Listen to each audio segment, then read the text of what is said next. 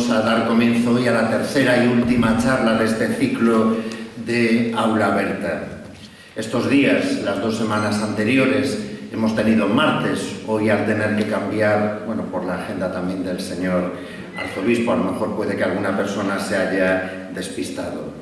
Tenemos esta tarde la dicha de contar aquí con la presencia del señor arzobispo de Santiago de Compostela, que tengo que decir que desde el primer momento en que nos pusimos en contacto con él, siempre mostró su disponibilidad a venir a estar con nosotros y a participar también en estas jornadas, aunque sabemos de las muchas ocupaciones y obligaciones que tiene.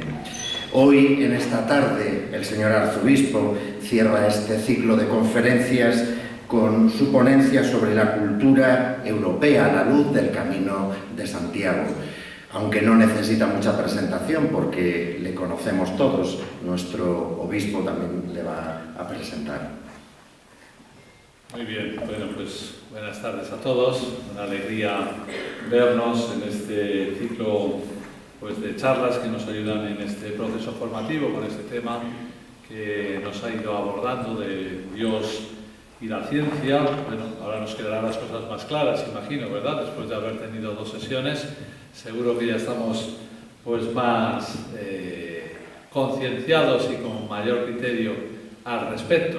Hoy, después de haber venido gente, viene el señor arzobispo a rematar la faena, ¿verdad? A matar al toro en términos taurinos, después de haber sido muy bien toreado, ¿no?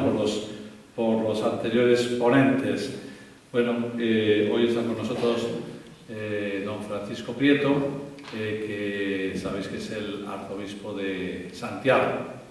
A mí me gusta siempre, es la segunda vez que le presento, presentarle como historias parejas, historias paralelas, la suya y la mía, porque aquí, aunque no lo parezca, es más joven que yo.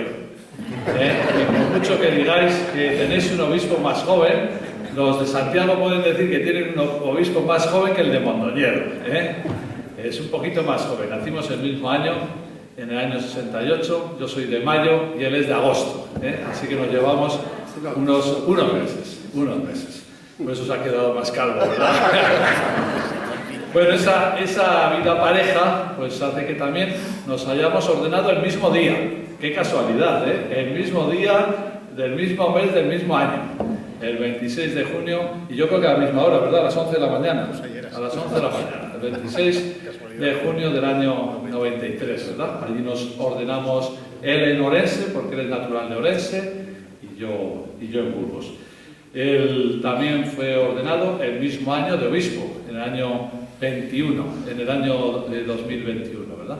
Él como auxiliar de Santiago y yo como obispo aquí de Mondoñedo.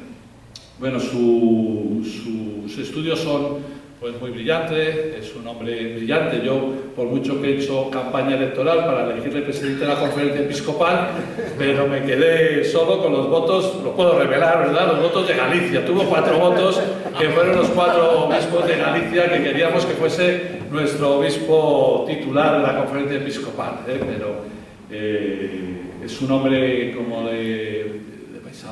vamos a disfrutar, intelectualmente muy bien formado, humanamente y también espiritualmente. Él es doctor en teología bíblica por la Universidad de Salamanca, pero previamente había estudiado la licenciatura en teología patrística en la Universidad Gregoriana de Roma. Ahí sí que no coincidimos ni en estudios ni en época de estudios.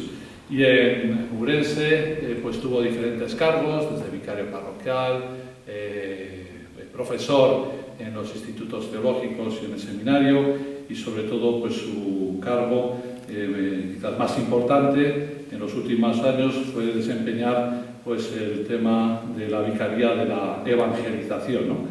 Donde promovió y animó también, yo creo, en sus inicios el sínodo diocesano de Urense. Está como arzobispo. Yo le agradezco mucho que hoy comparta con nosotros su mucho tiempo. La verdad que no sé dónde saca el tiempo, porque la verdad está en todos los sitios también, y está donde está es como la San Miguel, que triunfa, que donde va triunfa, con lo cual pues es una gozada que pueda estar hoy con nosotros y que nos hable pues de algo que él también lleva en el corazón, por su propia formación, pero sobre todo por ser arzobispo de Santiago, ¿no? Que es el tema del Camino de Santiago. El Camino de Santiago como eje vertebrador de una cultura, de la cultura europea, y de esa cultura pues que ha unido, que ha sabido unir esas dos alas, ¿no? De las que hemos estado hablando durante este tiempo, ¿no? La fe y la razón. Y yo creo que en el Camino de Santiago pues también se visibiliza esa fe que se ha hecho cultura, esa cultura que ha sido enriquecida por la fe, y desde esas claves pues él también nos va a hablar. Así que gracias, Francisco, por estar con nosotros, y somos todo oído. Pois, moitísimas gracias, é un placer estar aquí hoxe nesta noite no Ferrol. Había tempo que non viña, polo menos había 5 anos que non teña ocasión, pero é un placer. Gracias por estas palabras, mi querido hermano Fernando, de presentación, en las cuales espero pues saber compartir con todos ustedes siempre un tema atractivo, y lo voy a hacer como en distintos planos, sencillos, pero para que entendamos, ¿no? Porque el título que le he puesto a la conferencia es Europa en el Camino de Santiago, y así es, aquello que atribuyen al gran poeta alemán Goethe acerca de que Europa se hizo, se forjó caminando o peregrinando a Santiago. Dicen que es una cita apócrifa, pero es una idea muy interesante. Pero en esa idea de Europa en el Camino de Santiago subtitulé Los caminos de Dios y los senderos del hombre, porque yo creo que el Camino de Santiago, en lo que uno va percibiendo, no solamente porque allí sea esa meta de tantos caminos que llevan a los peregrinos hasta la tumba y memoria del apóstol en la Catedral de Santiago, sino también, sobre todo, porque yo creo que es una metáfora muy significativa acerca de lo que es la vida misma de cada uno de nosotros. Trataré de hacérselo, de compartirlo, y que podamos entenderlo acerca de lo que significa que podamos cada uno de nosotros, independientemente de que hayamos hecho o no el Camino de Santiago u otros caminos, que nuestra vida la podemos definir como una vida en camino, peregrinando día a día. No es cuestión de movimiento ni de muchos kilómetros, sino de una actitud vital, que yo creo que la podemos entender y que puede ser enriquecedora en esa perspectiva en la que somos esa parte de Europa, la parte más occidental, pero también Europa extendió y se hizo y se forjó, como decía antes, citando al poeta alemán Goethe, peregrinando a Santiago. No solamente ahora europeos, esta mañana comentaba sobre el tema del camino, ¿no? Esta realidad ahora universal, donde no solamente desde Europa, desde España, desde tantos lugares más o menos cercanos, tantos lejanos, australianos, coreanos, norteamericanos, bueno, se está forjando una expresión ahí de una humanidad que necesita siempre tener un horizonte y un camino motivado por la esperanza para llegar a ese horizonte que siempre es de plenitud, ¿verdad? El horizonte, cuando lo vislumbramos, además de sorprendernos por su belleza, siempre es un decirnos que hay un más allá, ese ultrella y su sella con los que los peregrinos se animan, más adelante y más arriba. Bueno, a fin de cuentas es la condición humana. Si claudicamos de ello y nos conformamos con ser en la vida menos espectadores y no actores, habremos claudicado de lo que somos y debemos ser cada uno de nosotros como humanidad. Pues fíjense, me voy a ir yo no a Ferrol ni a Santiago, sino al Madrid de 1652, en la fiesta del Corpus. Bueno, pues ya verán, fíjese, Calderón de la Barca, en una auto sacramental titulado El Año Santo en Madrid, y dice lo siguiente: aunque la esclavina trueque al cortesano vestido, no por eso el hombre deja de ser peregrino, pues la vida es un camino, que al nacer peregrinamos y al vivir proseguimos, y aún no tiene su fin cuando morimos. Así es. Nacemos para hacer un camino, seguimos en él, y aun cuando ese camino pensamos que para esta historia lo hemos concluido, también se inicia con un horizonte y una vocación de eternidad. Por eso el primer punto de esta tarde es cómo el camino, el hacer camino, forma parte, entiendan la expresión, no es pretenciosa, del alfabeto ético del hombre, o sea, de nuestro abecedario como seres humanos.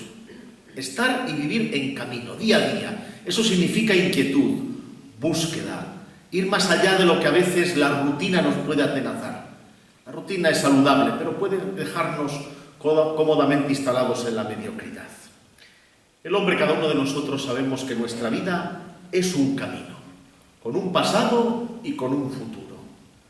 Toda nuestra vida, física, culturalmente, vitalmente hablando, es un proceso, un camino que vamos haciendo día a día. La palabra que mejor refleja precisamente la vida humana como camino es peregrinación, peregrinar.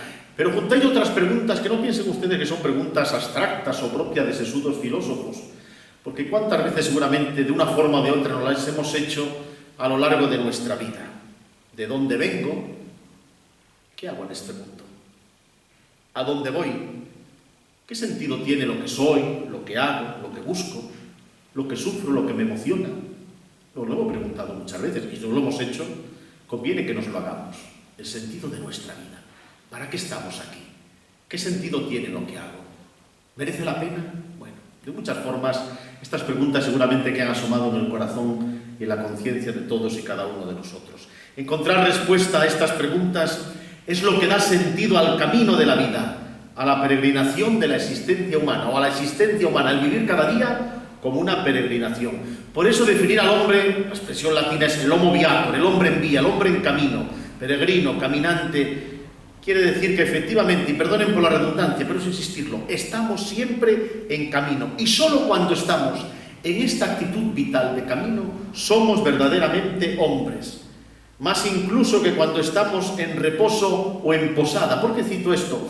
Son unas palabras que se atribuyen al Quijote, tampoco están muy claras. Las cita el filósofo Ortega y Gasset en La rebelión de las masas, atribuyéndoselas al Quijote, aunque literalmente no se encuentran en la gran obra de Miguel de Cervantes. Pero dice el Quijote que en la vida vale más camino que posada, o el camino es mejor que la posada. ¿Qué quiere decir con esto?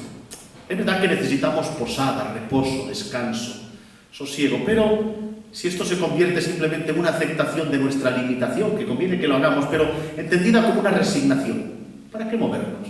¿Para qué cambiar?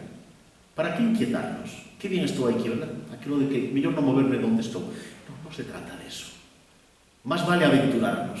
Más vale saber que si habrá una posada en la que descansar, pero tras una posada vendrá un camino que recorreremos hasta el siguiente descanso. Entiéndalo esto vitalmente hablando, ¿eh? No estoy hablando ahora mismo de caminos, distancias ni kilómetros. Más vale camino que posada. Y con los pies siempre en la tierra, en el suelo y en el barro de la vida y de la historia. Esto es muy importante, porque también como creyentes nuestra vida la podemos pensar como aquel éxodo que nos conduce hacia la tierra prometida, hacia la verdadera patria. Estamos en Cuaresma, es un camino, ¿verdad? Un camino a través de ese desierto espiritual, celebrativo, que nos lleva ¿a qué? A alumbrar la tierra prometida. ¿Qué significa? A esperar la Pascua. Hemos dejado atrás ese Egipto de tantas esclavitudes y a través de un desierto, nada fácil, pero que lo tenemos que recorrer, hemos de tener la esperanza siempre de una tierra prometida. Porque si no nos puede pasar que empecemos a dar vueltas por los desiertos y ahí nos quedemos perdidos. Siempre hay una tierra prometida que nos aguarda. Y para eso hay que tomar el sendero que conduce a la vida. Aquellos primeros cristianos, hay un escrito muy hermoso del siglo II, es un escrito anónimo, a un tal Diogneto. Fíjense cómo se pensaban a sí mismos los cristianos del siglo II. Vale para nosotros, fíjense. Habitan sus propias patrias, pero siempre como forasteros. Toman parte en todo como ciudadanos y todo lo soportan como extranjeros. Toda tierra extraña es para ellos patria y toda patria es una tierra extraña. Pasan la vida en la tierra, pero tienen su ciudadanía en el cielo. Esa tensión, ¿verdad? En el estamos aquí, pero nuestra vocación es más allá de esta historia. Pero haciendo, como ven, ese vivir desinstalados, es vivir bien, es bueno vivir enraizados, pero no esclavizados, no como aquel pueblo que añoraba las cebollas de Egipto. Por eso se puede entender, como decía antes, que el pensamiento del camino, pensar en nuestra vida como camino, es parte de nuestro alfabeto ético. Les cito a Jorge Manrique, qué hermosas coplas a la muerte de su padre. Partimos cuando nacemos, andamos mientras vivimos. A fin de cuentas, desde que uno nace, la vida es camino. O como diría el poeta austríaco Rilke, el hombre es un ser desplazado, dice él, sin patria. Acabamos de escuchar en un escrito del siglo II, ¿verdad? Sin posada. Fíjense qué eco tan cervantino. Que ni siquiera tiene el posada en el tiempo, que se mueve continuamente en busca de su destino. Por tanto, de hecho podemos decir que ser y estar en camino no solamente define la existencia del ser humano, sino por supuesto la existencia del creyente y viceversa. En palabras de aquel pensador francés Blaise Pascal, que por cierto le dedicó un escrito precioso el Papa Francisco, dice, nuestra naturaleza está siempre en movimiento y el reposo, fíjese, es la muerte. O sea, que tomar una actitud de reposo, de resignación, de conformarnos, de quedarnos en las posadas vitales, ahí tranquilamente asentados, sin complicaciones, ¿verdad? Decía el Papa cuando era obispo de Buenos Aires, el arzobispo Bergoglio, el corazón no le gusta los cambios. Claro que no nos gustan porque nos producen inseguridad e incertidumbre. Pero el reposo es mediocridad, la mediocridad nos deja cómodamente instalados y no nos hacemos preguntas ni nos planteamos inquietud. Eso es como una muerte, ¿verdad? Como diría que el más vale buena esperanza que ruin posesión, o si quieren aquellas palabras tantas veces citadas hermosas de San Agustín en las confesiones. Nos has creado, Señor, para ti, y nuestro corazón estará inquieto hasta que descanse en ti. O sea, somos peregrinos siempre hacia una meta y hacia una plenitud. Y este caminar no es algo incoherente o sin sentido. Tiene que ver también con la trascendencia, con un horizonte de plenitud. Por eso, como creyentes, también recorremos el camino de nuestra vida, sabiendo que es una peregrinación hacia el encuentro definitivo con el Padre. El Papa Francisco en numerosas ocasiones se ha referido a esta condición del ser humano. De hecho, de alguna manera dice en el número 21 que todo cristiano debería llevar consigo, dice él, la dinámica del éxodo, o sea, salir de sí mismo y caminar para ir siempre más allá de toda etapa alcanzada. Es como aquel que cuando lo ha logrado dice, ya no quiero más, no aspiro a más. Si tantos seres humanos, tantas personas, tantos creyentes hubieran pensado así, no hubiéramos dado tantos pasos como humanidad y como creyentes. Ese siempre aquel de que una vez que ha llegado dice, y ahora más, y ahora más. Esa inquietud nunca satisfecha. Dice el Papa Francisco incluso que la intimidad de la Iglesia con Jesús es una intimidad itinerante, o sea, la comunión con Jesús es un camino permanente que no debe provocar ni miedo ni producir cansancio. Son las tentaciones del desierto, ¿verdad? Miedo, incertidumbre, inseguridad, me quedo como estoy, ¿verdad? No me intranquilizo. Es como Nicodemo con Jesús, ¿verdad? Siendo viejo a mí usted no me inquiete la vida, ¿verdad? Me quedo como estoy. O puede producir cansancio, pero en el caso del Señor no, Él es compañero de camino. Por eso una de las actitudes fundamentales del hombre como peregrino es la desinstalación, el desprendimiento de todo aquello que no es esencial para el camino. Porque muchas veces el camino de la vida nos asusta porque es tanta la mochila, entiéndalo de la mochila, ¿verdad? Tantas las seguridades, tanto lo que adquirimos y tenemos que ¿quién se mueve de dónde está, verdad? Pues Abraham salió de su tierra, de su pueblo, de la casa de su padre, allí donde Dios tenía que mostrarle. Dejó atrás tierra, pueblo, casa, raíces y se puso en camino. Eso es peregrinar en fe y en esperanza, ¿verdad? El jubileo del 2025 que celebraremos en Roma nos invita a ser peregrinos en esperanza. El camino del éxodo de aquel pueblo de Israel hacia la tierra prometida también refleja la espiritualidad de peregrinación, porque no tenemos morada estable y definitiva.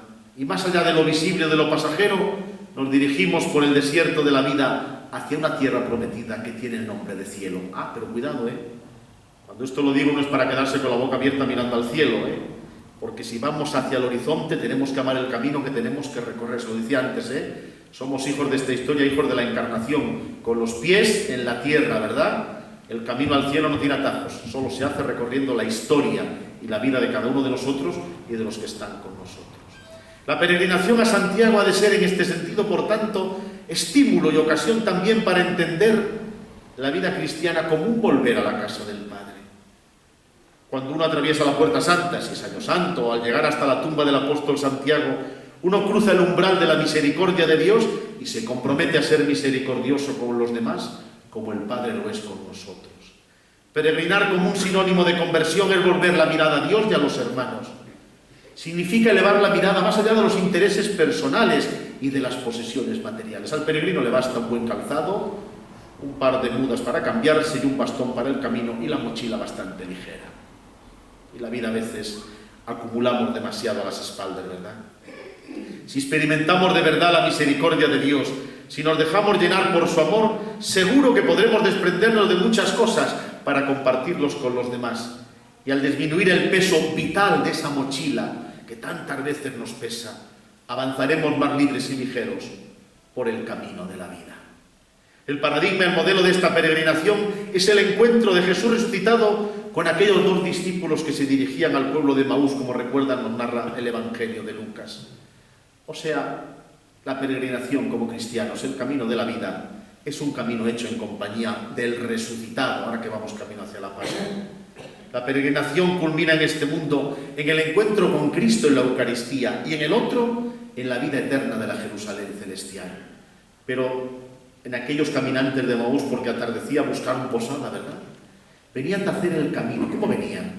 Tristes, lamentándose, no merecía la pena todo lo que ha pasado, lo que hemos vivido con el Maestro, total, ¿para qué? Y en el camino, comenzó a cambiar el corazón y lo reconocieron después en la posada al partir el pan. Ahí está, ¿verdad? Aquel que era el resucitado también quiere hacer camino con nosotros. Ojalá tengamos ojos y corazón para reconocerlo. Ahora bien, es cierto que en el escenario propiamente religioso constatamos que el patrimonio de vida, de fe, de cultura, de estos valores de los que estamos hablando, el peregrinar en sentido vital, en sentido trascendente, en sentido de fe, en sentido creyente, se ha vuelto prescindible para el hombre de hoy. Dios ya no es necesario en la vida cotidiana, diría el Papa Benedicto XVI, vivimos un eclipse del sentido de Dios. El hombre de hoy no percibe la ausencia de Dios como algo que le faltara en su vida. Vivimos en un mundo en el que, pese a una cultura y una historia de hondas raíces cristianas, no se puede presuponer la fe. Aún percibimos un barniz cristiano, lo dejo como interrogante, pero realmente se vive de espaldas a Dios. Al evocar aquí esta tarde en Ferrol el Camino de Santiago, quisiera recordar con vosotros aquella llamada de San Juan Pablo II en la Catedral Compostelana. Finalizaba su primera visita a España, era noviembre de 1982. Sigue valiendo, ¿eh? Te lanzo, vieja Europa, hoy más vieja, después de más de 40 años, muy envejecida, ¿verdad? Un grito lleno de amor. Vuelve a encontrarte, sé tú misma, descubre tus orígenes, aviva tus raíces. O años más tarde, el Papa Benedicto visitando Santiago de Compostela, en aquella plaza del Obradoiro, era una tarde de noviembre del año 2010, que la Europa de la ciencia y las tecnologías, habéis tenido unos encuentros y jornadas sobre fe y ciencia, ¿verdad? Esta Europa, este momento de la inteligencia artificial, del desafío de la tecnología, de las redes, de las posibilidades, pero al mismo tiempo después de una pandemia que nos ha dejado de vuelta y media, ¿verdad? La Europa de la civilización y la cultura, decía el Papa Benedicto, tiene que ser a su vez la Europa abierta a la trascendencia y a la fraternidad con otros continentes, al Dios vivo y verdadero desde el hombre vivo y verdadero. Si olvidamos este encuentro entre Dios, el hombre y Dios, andaremos por los caminos bastante despistados. Segundo, somos peregrinos. Por tanto, ven que el peregrinar es parte de lo que somos, del alfabeto ético, de ese ABC que nos define como personas, como humanidad y como creyentes. Vamos a profundizarlo un poco más. Somos peregrinos. En una audiencia general del Papa Francisco, si quiere la cita literal era un 26 de abril de 2017, decía el Papa Francisco, estamos ahora además celebrando el aniversario de su elección, ¿verdad?, como Papa de la Iglesia, damos gracias por ello. Nuestra existencia, es literal, es una peregrinación, un camino. También los que están movidos por una esperanza especialmente humana perciben la seducción del horizonte que los empuja a explorar mundos que aún no conocen, ¿verdad? Esa inquietud, ese ir más allá, ese horizonte que parece que nunca alcanzamos, ¿verdad? Dice, nuestra alma es un alma migrante. La Biblia está llena de vocaciones, de peregrinos y viajeros, dice él. La vocación de Abraham la acabamos de mencionar, comienza con este mandamiento, vete de tu tierra. Y el patriarca, dice el Papa, deja ese pedazo de mundo que conocía bien, cuna de las civilizaciones de su tiempo. Dice, todo conspiraba contra la sensatez de ese viaje. ¿A dónde vas? Pero te merece la pena, pero con toda tu familia, con todos tus enseres, con todos tus ganados, pero ¿a dónde te metes? Por un desierto, una tierra que no conoces. ¿Cuántas veces en la vida, cuando tenemos que tomar opciones y cambios, merece la pena total? Más vale lo malo conocido que lo bueno por conocer, si es que tenemos refranes para todo, Y aún así Abraham se pone en camino. Dice el Papa, no nos convertimos en hombres y mujeres maduros si no se percibe la atracción del horizonte, ese límite entre el cielo y tierra que pide ser alcanzado por un pueblo de caminantes. Oh, gracias a Dios por tantos que han querido aventurarse en la vida, ¿verdad? Creyentes o no creyentes, pero que han buscado un horizonte más allá. Si no, hubiéramos salido de la cueva. Y en este peregrinar del creyente, como en todo peregrino, hay varios aspectos. Recuerden, somos peregrinos. Primero, un sitio a dejar. El peregrino es aquel que sale. Alguien me pregunta a mí unas veces, bueno, tantos caminos de Santiago. Digo, no se preocupe, mire, donde uno sale de su casa, ahora sí lo digo literalmente, con su mochila y su calzado, allí comienza un camino. Este o no esté reconocido, ¿verdad? Donde uno sale de su casa y quiere llegar a Santiago, ahí comienza un camino. Pues así también la vida, ¿verdad? El peregrino es el que sale, deja un lugar para dirigirse a otro. Ponerse en camino es salir. Así comienza toda peregrinación, es salir. En la vida el cristiano sabe que en su peregrinar ha de dejar muchas cosas. Ha de despojarse de la rutina, de la comodidad, del egoísmo, liberarse de todo pecado. Esto es la mochila, ¿verdad? Como sabes que una mochila muy pesada tendrás que ir aligerando, ¿verdad? Si no, el camino cuesta. Hay que tomar conciencia de la necesidad de salir, de cambiar, porque corremos el peligro de sentirnos cómodos en nuestro vivir. Es muy oportuno, ¿verdad? La conciencia de conversión. Oh, palabra tan gastada y desgastada. Conversión. Y miren qué sencillo, ¿eh? Significa darse la vuelta, convertir. Yo puedo darme la vuelta. Todo muy sencillo, porque igual están dando las espaldas a Dios y a tus hermanos. Perdone que le doy la espalda, no lo hicimos como buena educación. Entonces, perdone, disculpe que le doy la espalda. Y nos ponemos de frente, porque para mirarnos. Ahora, claro, es un giro, ¡ay, caray! ¿Y ahora quién giro? El giro de ponerme delante de Dios y dejar que Él me mire. Ponerme delante de mi hermano y sostener la mirada que Él dirige a mi corazón. Estamos dispuestos a hacer peregrinaciones de cientos de kilómetros, pero la peregrinación que me reconcilia con el que está a mi lado, la peregrinación que me lleva a descubrir que el que está a mi lado es mi hermano, bueno, ahí ya no me complica usted la vida.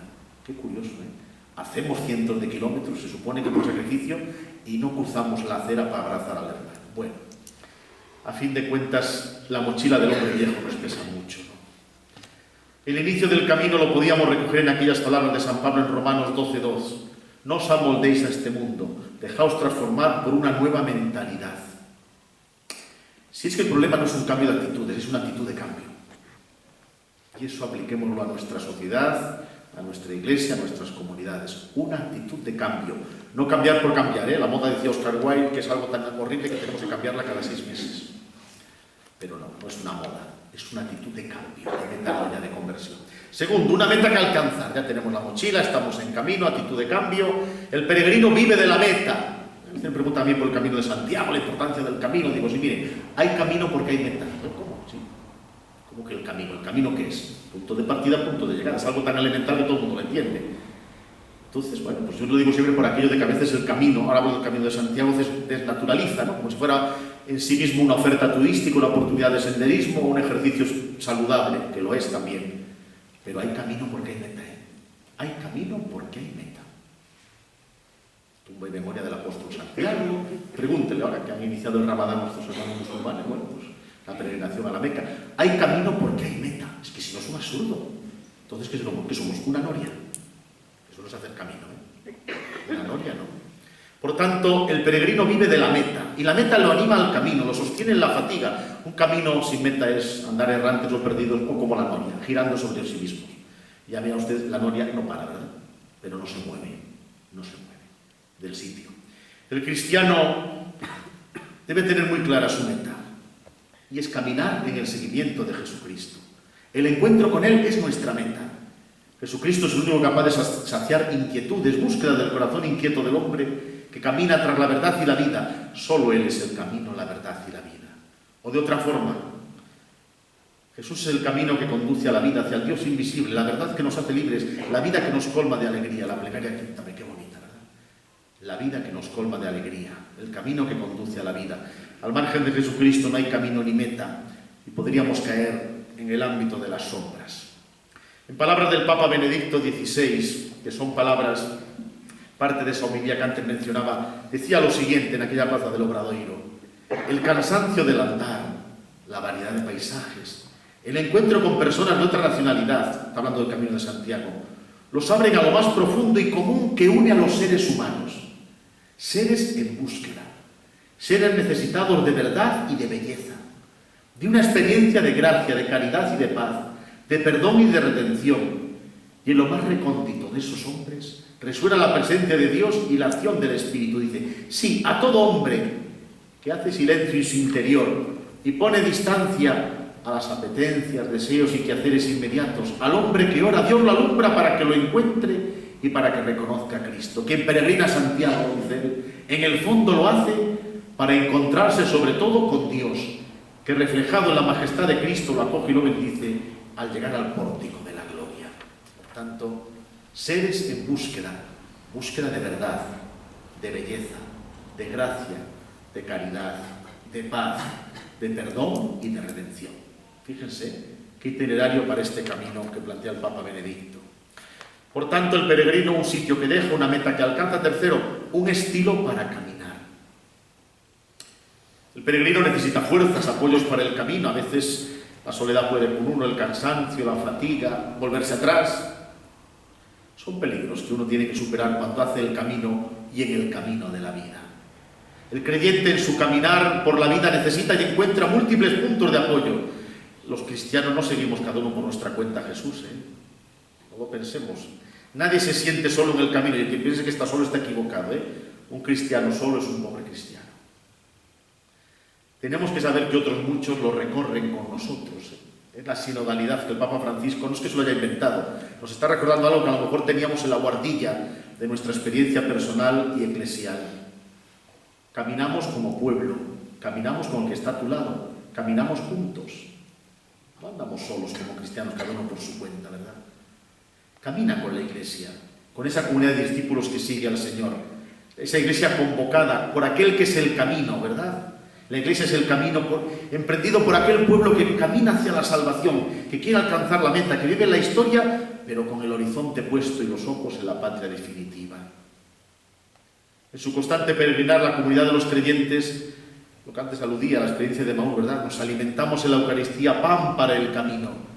Como en el camino de Maús los seguidores de Cristo, nos sentimos confortados a compartir la mesa y Él parte para nosotros el pan. Es el alimento que une y que repara las fuerzas.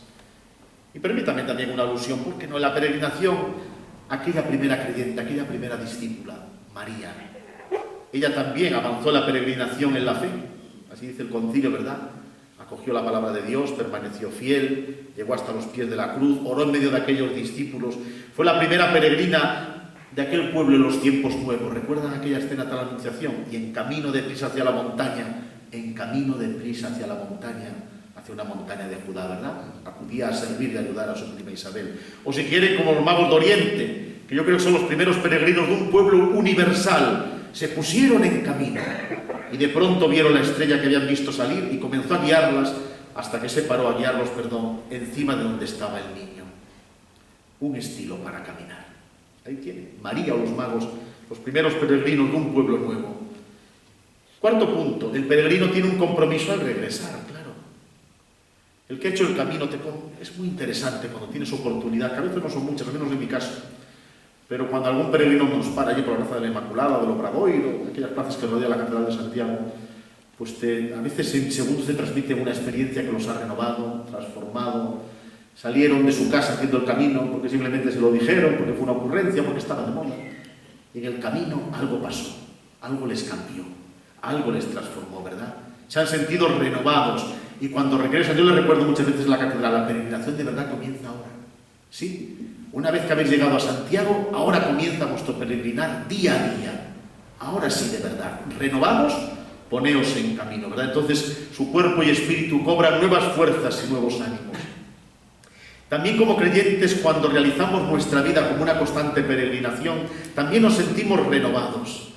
Y si de verdad ha realizado un cambio profundo, si ha habido una auténtica conversión del corazón, si de verdad vivimos un encuentro con el Señor, como aquellos de Maús, nuestra vida tiene que ser nueva y distinta.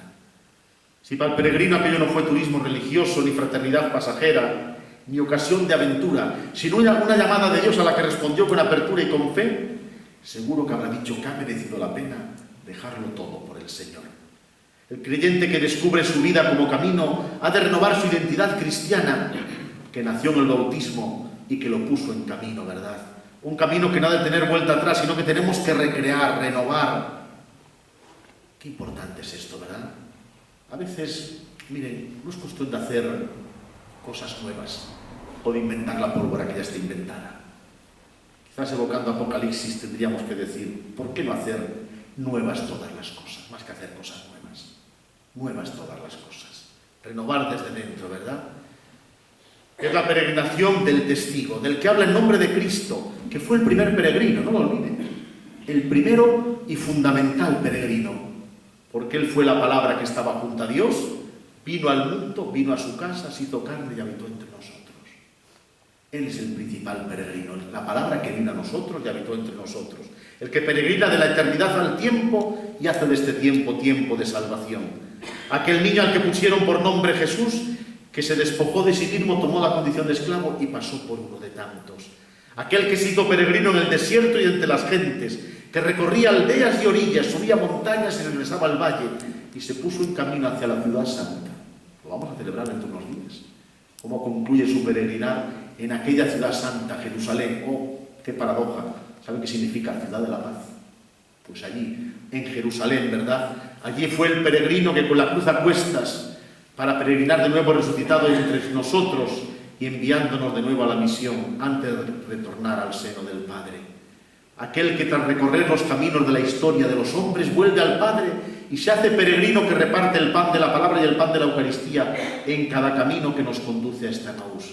Es peregrino, no lo olviden, que se hace prójimo y nos invita a ser samaritanos. Es evidente que se abre ante nosotros un tiempo nuevo, con incertidumbres, con desafíos. En muchas personas esto genera a veces angustia, desesperanza, inquietud.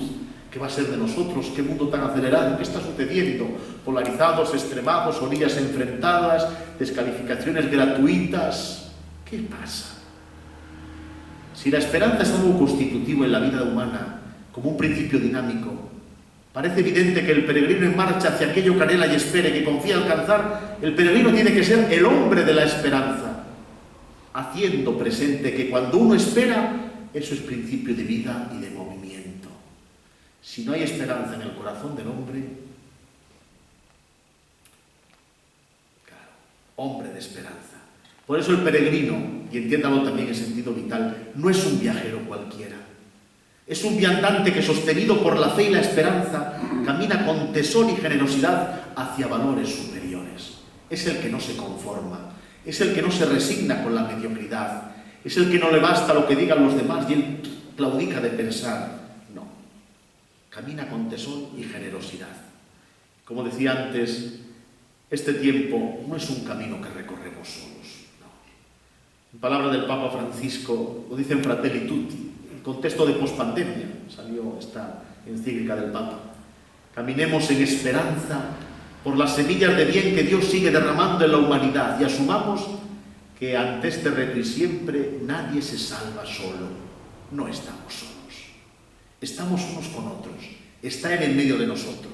Sigue habiendo semillas de esperanza, ¿verdad? Aquella frase que atribuyen en un discurso al Papa Pío XII, que no se cansen los buenos. Sí, los sencillos, los buenos de corazón, los que siembran semillas de fraternidad. Y hay mucho bien en medio de nosotros. Y esto no es una ingenuidad, solamente que nos falta mirada para descubrirlo. Y tercer punto, vamos llegando también en este camino de la conferencia, ¿verdad? El camino de Santiago, ruta y horizonte de esperanza para esta Europa de la que formamos parte. Somos Europa también. En el significado profundo de la peregrinación, como hemos visto, podemos atisbar algunos caracteres sumamente importantes del ser humano, de tal manera que ponerse en camino nos humaniza. Es evidente que la peregrinación es símbolo y a la vez realización concreta de la condición del hombre que camina bajo la esperanza. Recuerden, peregrinar es caminar bajo el signo de la esperanza, porque es aquel que se pone en pie y se pone en camino porque no se conforma, busca la plenitud. Es el hombre finito que busca realidades superiores, aquello que hay que buscar y alcanzar con empeño y con esperanza. A veces son realidades escondidas en cada uno de nosotros, ¿verdad? Eres más íntimo a mí que yo mismo, diría San Agustín, ¿verdad?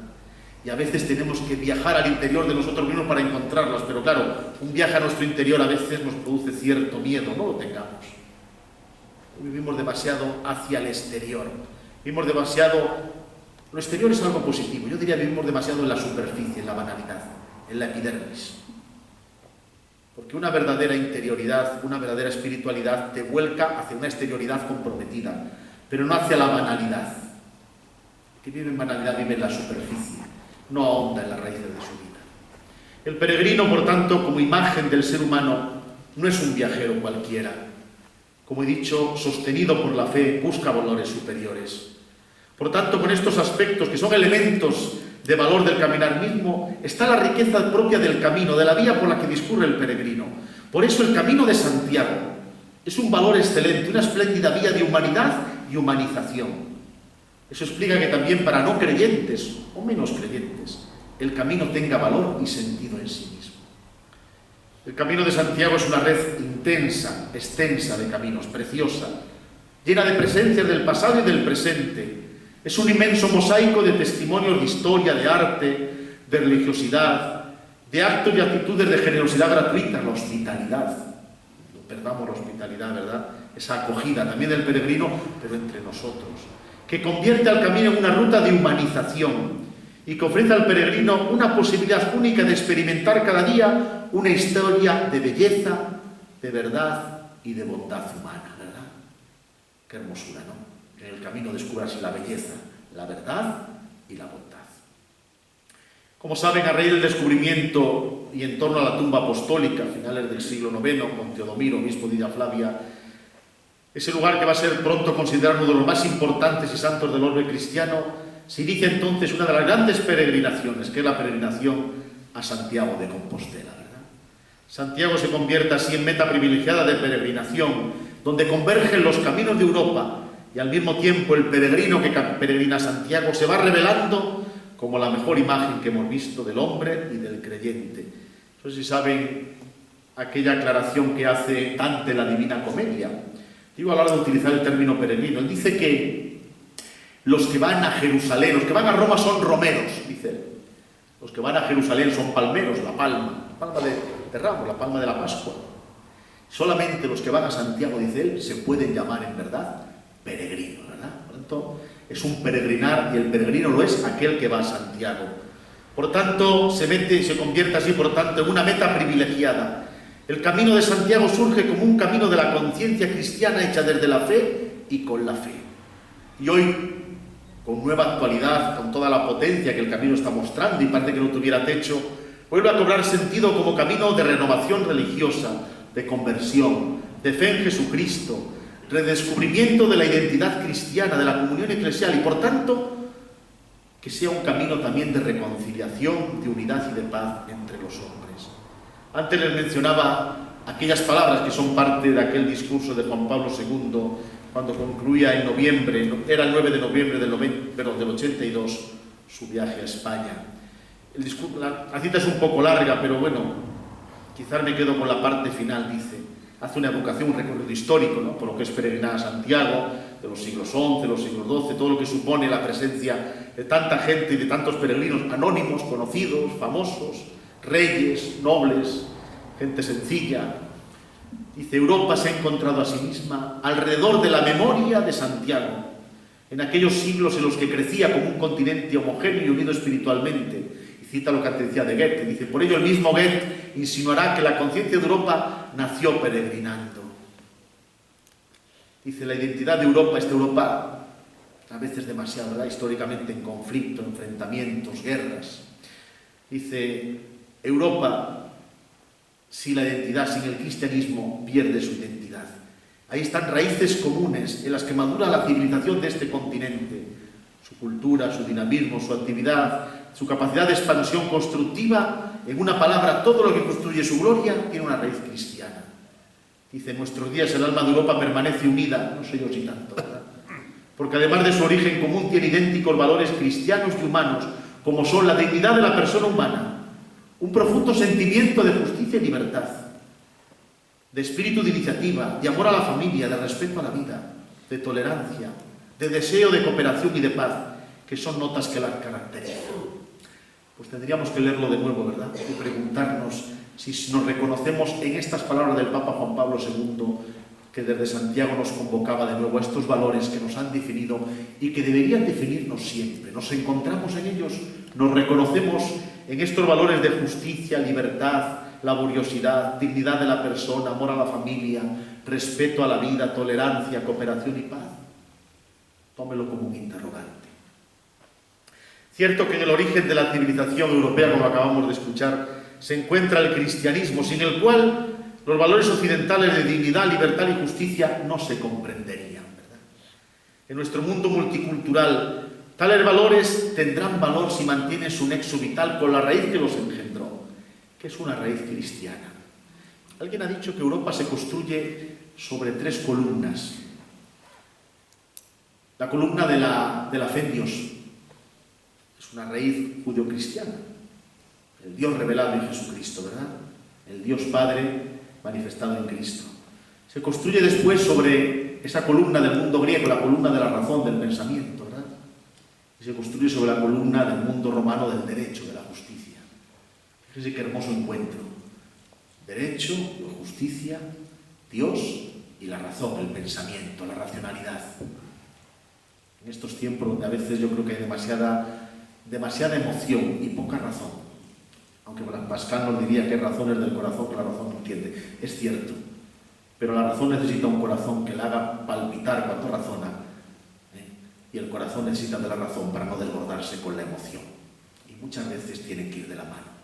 Razón, Dios, razón y justicia. Nuestra época está dominada por el concepto de crisis, ¿verdad? Crisis económica, crisis de la familia, crisis del modelo social, crisis de la institución, la crisis de los migrantes. A fin de cuentas, desorientación, incertidumbre, pero no nos pongamos pesimistas. ¿Por qué nos cuesta tanto ver la crisis como una oportunidad en estos momentos, verdad? Por tanto, ¿saben dónde viene la palabra crisis? Viene de un verbo griego, krino, que significa juzgar, investigar, valorar. Por tanto, si estás en crisis es para que te interrogues, no para que te asustes. Si estamos en crisis es para que nos preguntemos por qué hemos llegado hasta aquí y cómo podemos salir. Si estamos en crisis a lo mejor es para valorar lo esencial y construir sobre ello. O sea, un tiempo de crisis es un tiempo de desafío y oportunidades. Permítame 2 citas para que vean que esto de la crisis no es una cosa del siglo XXI. Primero, cualquier tiempo pasado no fue mejor, fue anterior. De entrada matizamos el refrán, porque si no, en mis tiempos, me dicen a mí, digo yo, mirando al que tengo delante, ¿usted es una realidad virtual? ¿Me está mandando usted una fotografía? No, ¿por qué? Dice, no, porque estamos usted y yo aquí al mismo tiempo hablando juntos, entonces este tiempo también será el suyo. Ah, tiene razón. Cualquier tiempo pasado fue anterior. ¿De acuerdo? En mis tiempos. ¿Y estos entonces cuáles son? Los prestados. Miren, les cito una estela mesopotámica, caracteres cuneiformes, rayitas, todo rayitas, del siglo VIII a.C. Siglo VIII a.C. Y dice lo siguiente, la parafraseo. Es un padre, dice, ¿qué tiempos son estos? Fíjense, siglo VIII a.C.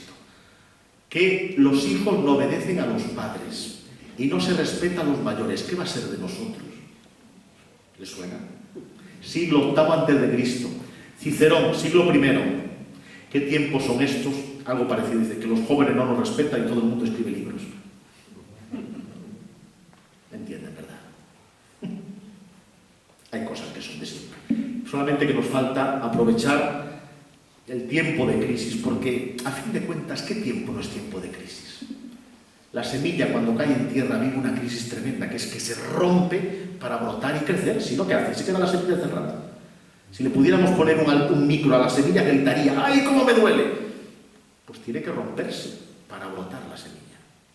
Vivimos, porque es la manera en la que la propia vida se abre camino, pero es requerir. Bueno, pues una Europa en tiempo de crisis, hago solamente unas propuestas y unos sencillos enunciados. Por ejemplo, encuentra de nuevo la esperanza cada vez que pone al hombre en el centro y en el corazón de las instituciones.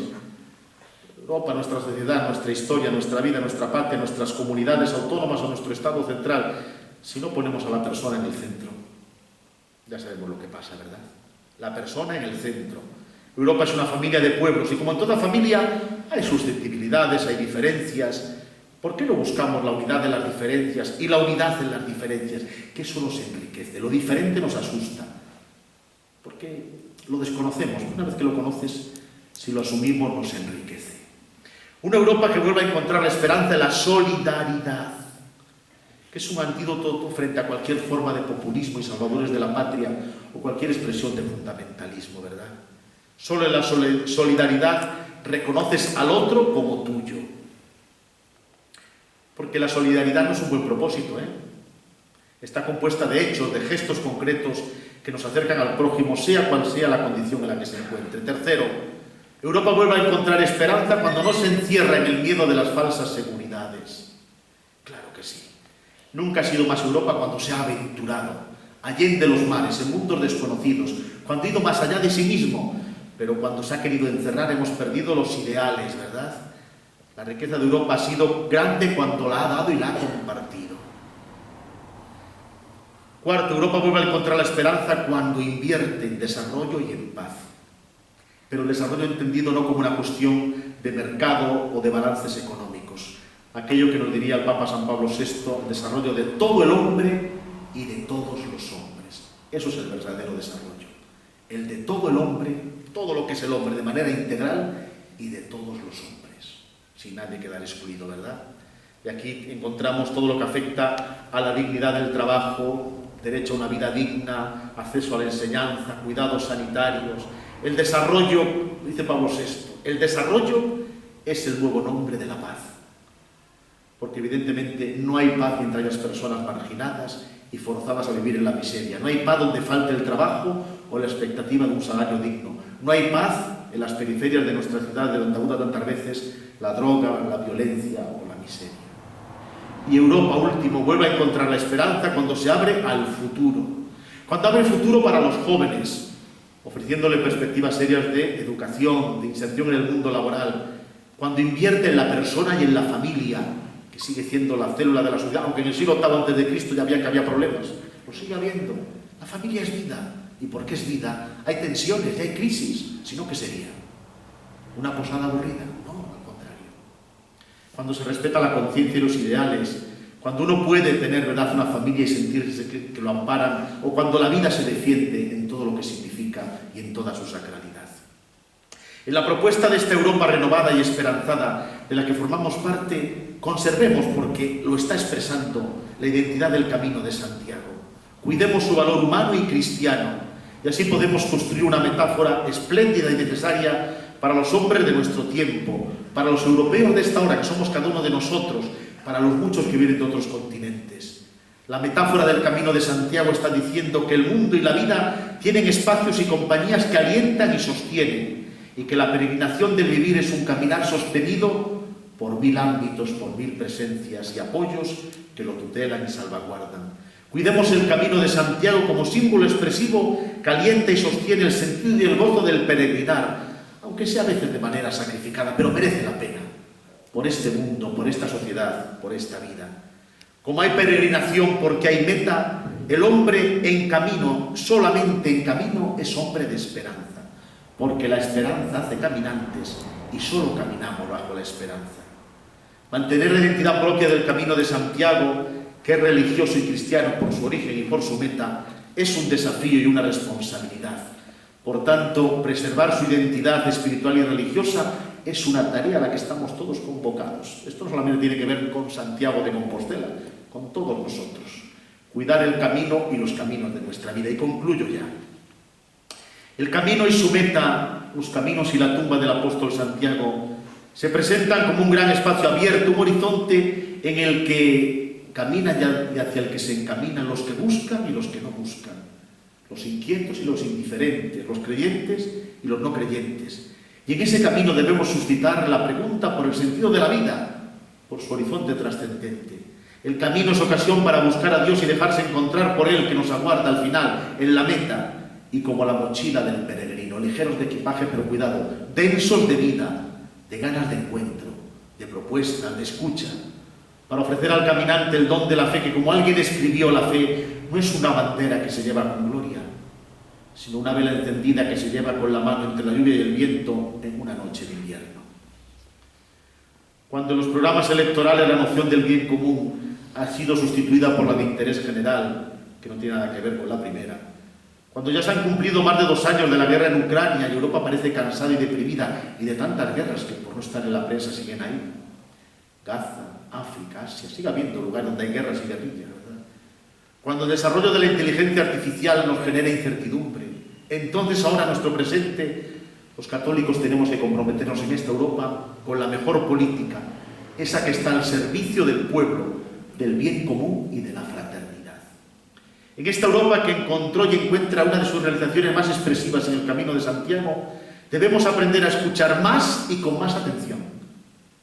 El camino muestra que Europa, o la humanidad, es un proyecto común, ante todo de personas y de pueblos, no únicamente de estrategias políticas y económicas, que deben ser escuchadas las personas y los pueblos para construir una mejor fraternidad social que nos conduzca, y cito palabras del Papa Francisco al Parlamento Europeo en Estrasburgo, a ser un mensaje de esperanza basado en la confianza de que las dificultades pueden convertirse en promotoras de unidad para vencer todos los miedos que Europa, junto a todo el mundo, está atravesando. Esperanza en el Señor, que transforma el mal en bien y la muerte en vida. Como ciudadanos, como cristianos y hermanos, estemos dispuestos a poner al hombre en pie, que nos diría Blas de Otero, ¿verdad? Para abrirlo a la trascendencia de la fraternidad, y no a cualquiera, sino a aquella que mudó en silencio, puesta en pie en una cruz y que sigue siendo paradoja la cruz, camino hacia la vida.